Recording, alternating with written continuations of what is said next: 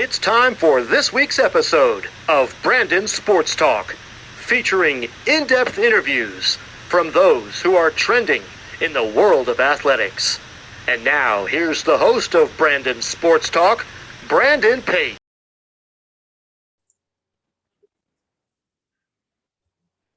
Welcome back to Brandon Sports Talk. In today's episode, I have the privilege to interview Vic Guntus, who is the podcast owner of the Global Kid Media.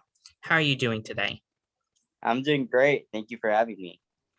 Can you talk about how you got started with your podcast?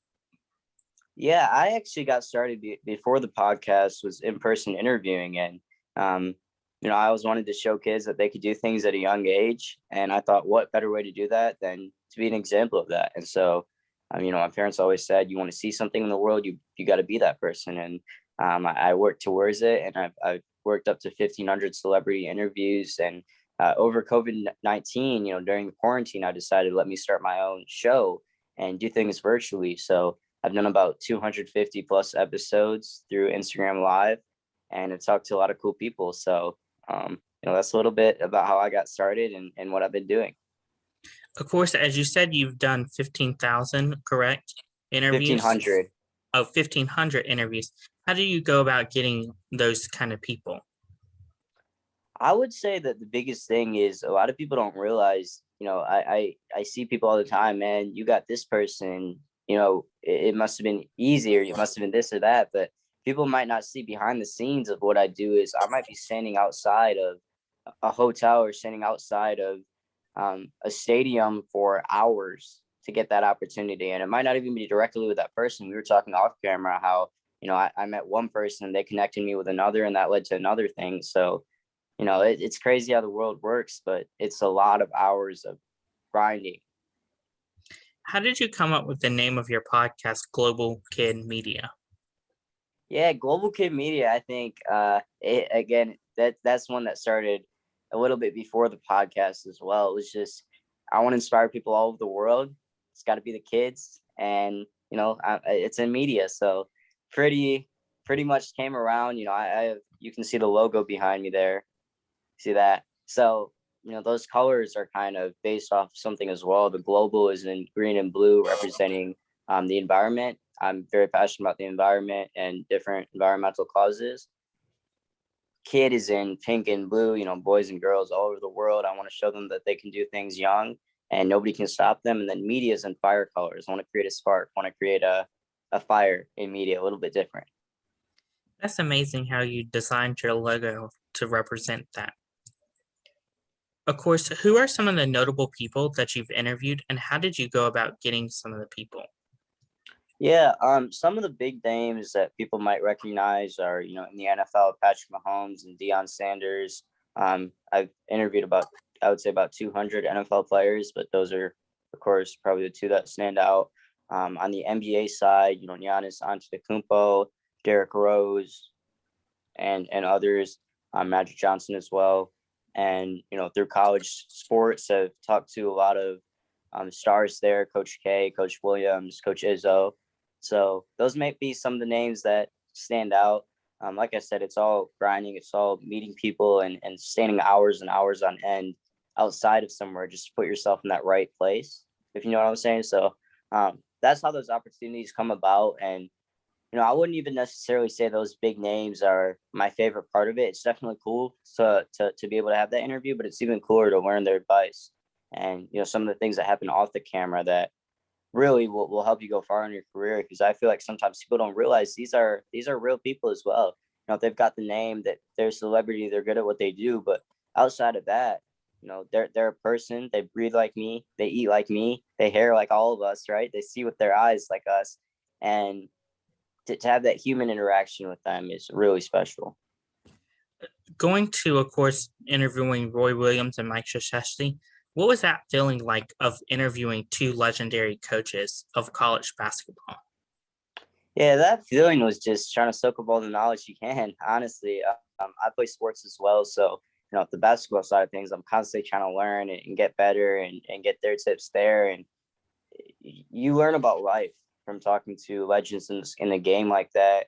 Coach K, Coach Williams have both experienced a lot of success, also had failures, and they talk about those things, and it drives them forward. So always great to catch up with them, and always great to really learn from them more than anything else. What was the feeling like whenever you got to interview, of course, Roy Williams in the setting that you've interviewed him versus the setting, obviously, you interviewed your coaches like Mike Krzyzewski? So like, what was that setting like with all the media in there?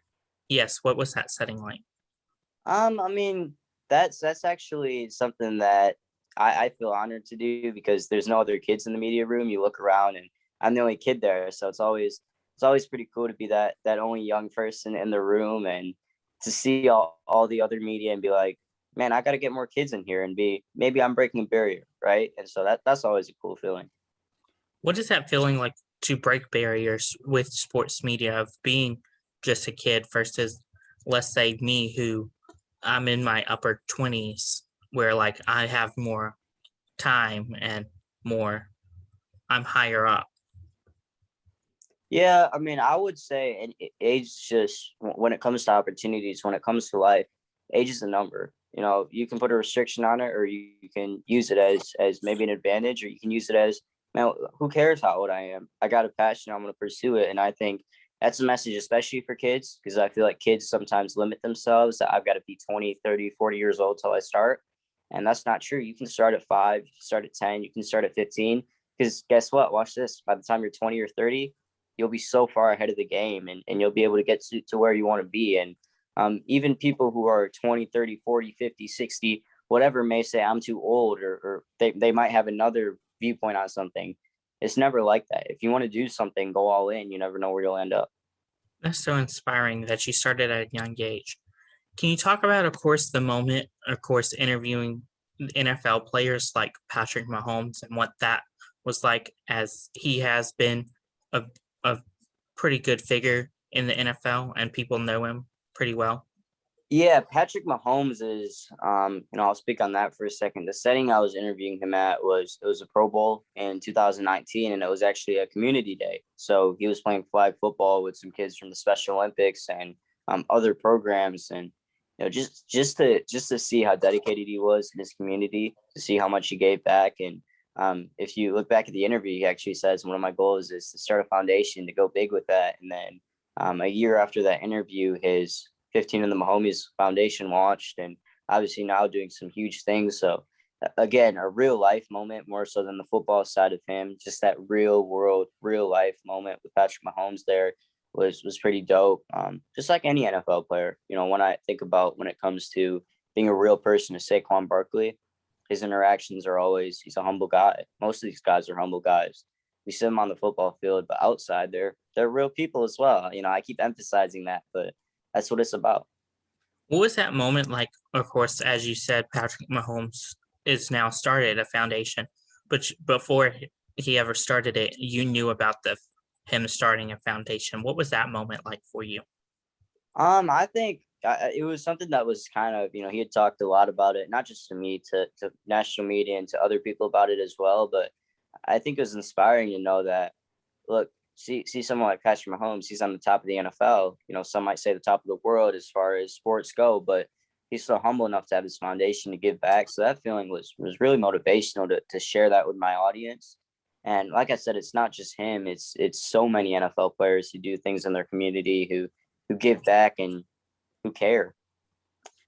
Can you talk about, of course, the moment when you interviewed Giannis Antetokounmpo? Onto the Kumpo, yeah.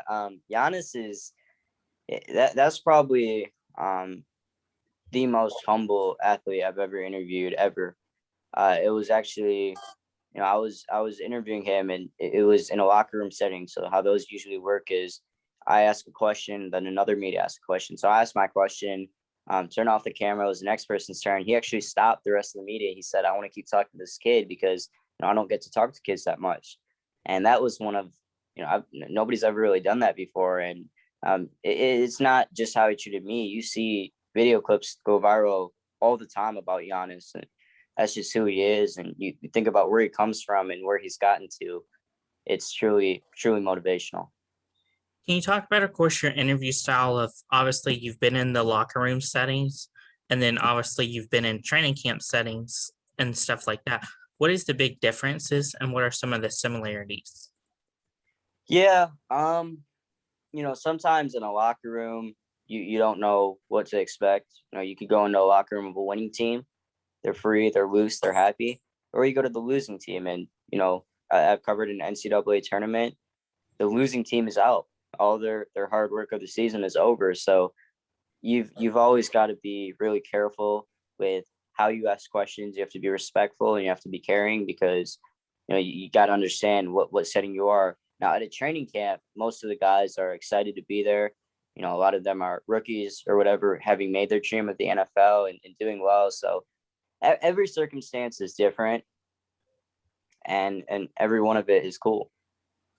Of course, can you talk about who are some, like, how do you go about traveling to different places? Like, obviously, you went to Carolina, to Duke, all the way to wherever the rookie camp was at, Pro Bowl camp. How is it like traveling? Yeah, so I've also done about 30 plus partnerships. So there's a cost side of things, right? Nothing's free. So when I travel to different places, it's me and my dad. He drives me everywhere and supports me there. But I'm in the car and I'm constantly calling places. I'm calling hotels, I'm calling restaurants, and I'm making partnerships so that I don't have to worry about the cost side of things. And so that's another thing people might not really see, but hey, it's grind.